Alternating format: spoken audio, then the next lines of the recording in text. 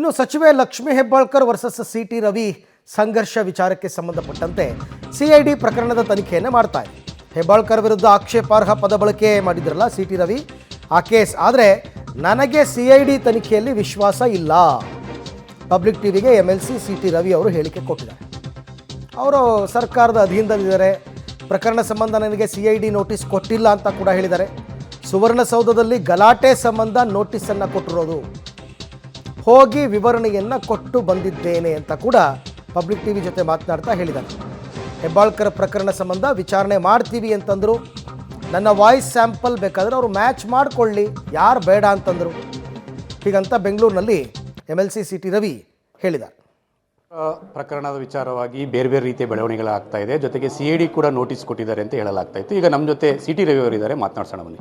Sir, CID ಮತ್ತೆ notice ಏನಾದ್ರು ಜಾರಿ ಮಾಡಿತ್ತಾ ನಿಮಗೆ ಬರಬೇಕು ಅಂತ? ನನಗೆ ಯಾವುದೇ ನೋಟಿಸು ನಮ್ಮ DS ಅರುಣ್ ಮತ್ತು ಸಂಕನೂರವರು ಕಿಶೋರ್ ಕುಮಾರ್ ಅವರು ಕೊಟ್ಟ ಸಭಾಪತಿಗಳಿಗೆ ಕೊಟ್ಟ ದೂರಿನ ಸಂಬಂಧಿಸಿದಂತೆ CID ಒಮ್ಮೆ ನೋಟಿಸ್ ಕೊಟ್ಟಿತ್ತು. ನಾನು CIDಗೆ ಹೋಗಿ ನನ್ನ ಸ್ಟೇಟ್ಮೆಂಟ್ನ ಕೊಟ್ಟು ಬಂದಿದ್ದೆ.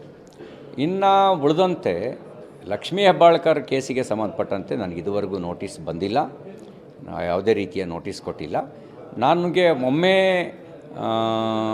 ಅಲ್ಲೇ ಕೇಳಿದರು, ಸರ್ ಹಿಂಗೊಂದು ಕೇಸ್ ಕೊಟ್ಟಿದ್ದಾರೆ ಅಂಥೇಳಿ. ನಾನು ಎರಡು ವಿಷಯವನ್ನು ಸ್ಪಷ್ಟವಾಗಿ ಹೇಳಿದ್ದೀನಿ. ಒಂದು, ಜೂಡಿಸ್ಟಿಕ್ಷನ್ ಎಸ್ಟಾಬ್ಲಿಷ್ ಮಾಡಿ ನೀವು ಮೊದಲು, ಆಮೇಲೆ ನಂಗೆ ನೋಟಿಸ್ ಕೊಡಿ. ಜೂಡಿಸ್ಟಿಕ್ಷನ್ ಎಸ್ಟಾಬ್ಲಿಷ್ ಮಾಡಿ ನೋಟಿಸ್ ಕೊಟ್ಟರೆ ಬಂದು ನಾನು ಸ್ಟೇಟ್ಮೆಂಟ್ ಮಾಡ್ತೀನಿ. ಈಗಾಗಲೇ ಆ ವಿಷಯಕ್ಕೆ ಸಂಬಂಧಪಟ್ಟಂತೆ ಸಭಾಪತಿಗಳು ರೂಲಿಂಗ್ ಕೊಟ್ಟಿದ್ದಾರೆ. ಸಭಾಪತಿಗಳ ರೂಲಿಂಗನ್ನು ಆರ್ಟಿಕಲ್ 105 ಮತ್ತು ಆರ್ಟಿಕಲ್ 194 ಪ್ರಕಾರ ಪ್ರಶ್ನಿಸುವ ಅಧಿಕಾರ ಯಾರಿಗೂ ಇಲ್ಲ. ರೂಲಿಂಗನ್ನು ಇದರೊಳಗೆ ಪ್ರಶ್ನಿಸೋದು ಸಂವಿಧಾನ ಬಾಹಿರ ಆಗುತ್ತೆ. ಹಾಗಾಗಿ ನಾವು ಮೊದಲು ತಮ್ಮ ಜೂಡಿಸ್ಟಿಕ್ಷನ್ ಎಸ್ಟಾಬ್ಲಿಷ್ ಮಾಡಿ ಆಮೇಲೆ ನೋಟಿಸ್ ಕೊಡಿ ಅಂತ ಹೇಳಿದ್ದೀನಿ. ನನಗೆ ಅವರು ನೋಟಿಸನ್ನು ಕೊಟ್ಟಿಲ್ಲ. ಮತ್ತು ಇನ್ನೊಂದು ಹೇಳ್ತಾ ಇದ್ದಾರೆ, ಎಲ್ಲೋ ಒಂದು ಕಡೆ ವಾಯ್ಸ್ ಮ್ಯಾಚ್ಗೆ ಸಿ.ಟಿ. ರವಿ ಅವರು ಸಹಕರಿಸಲಿಲ್ಲ ನಮಗೆ. ಫಸ್ಟ್ ಆಫ್ ಆಲ್ ನೋಟಿಸೇ ಕೊಡದೆ ಹೇಳೋದು ಒಂದು ನೋಡಿ, ದುರುದ್ದೇಶಪೂರ್ವಕವಾಗಿ ಒಂದು ನೆಗೆಟಿವ್ ನೆರೆಟಿವನ್ನು ಸೆಟ್ ಮಾಡುವಂಥ ಒಂದು ಷಡ್ಯಂತ್ರದ ಭಾಗವಾಗಿ ಈ ರೀತಿಯ ಮೆಸೇಜನ್ನು ಡ್ರಾಪ್ ಮಾಡ್ತಾ ಇದ್ದಾರೆ. ನನ್ನ ವಾಯ್ಸ್ನ ನನ್ನ ಹತ್ರಲೇ ತಗೋಬೇಕಾಗಿಲ್ಲ, ಪಬ್ಲಿಕ್ ಡೊಮೈನಲ್ಲಿದೆ. I am the public person. 20 ವರ್ಷ MLA ಆಗಿ ಕೆಲಸ ಮಾಡಿದವನು, ಮಂತ್ರಿಯಾಗಿ ಕೆಲಸ ಮಾಡಿದವನು. ಯಾವ ಪಬ್ಲಿಕ್ ಡೊಮೈನಲ್ಲೂ ನನ್ನ ವಾಯ್ಸ್ ಸ್ಯಾಂಪಲ್ ಸಿಗುತ್ತೆ. ಒಂದು ಫಾಲ್ಸ್ ನೆರೆಟಿವನ್ನು ಸೆಟ್ ಮಾಡೋದಕ್ಕೋಸ್ಕರ ಒಂದು ಷಡ್ಯಂತ್ರ. ಅವರಿಗೆ ಕೇಳಿ, ಸಿ.ಟಿ. ರವಿ ಕೊಟ್ಟ ಕಂಪ್ಲೇಂಟನ್ನು ಈಗಳಿಗೆವರೆಗೂ FIR ಯಾಕೆ ಮಾಡಿಲ್ಲ? ಅದೇ ತೋರಿಸುತ್ತೆ ಅವರು ಪೂರ್ವಾಗ್ರಹ ಪೀಡಿತರಾಗಿದ್ದಾರೆ, ಒತ್ತಡಕ್ಕೊಳಗಾಗಿದ್ದಾರೆ, ದುರುದ್ದೇಶಪೂರ್ವಕವಾಗಿ ವರ್ತನೆ ಮಾಡ್ತಿದ್ದಾರೆ ಅನ್ನೋದು ಅದೇ ತೋರಿಸುತ್ತೆ.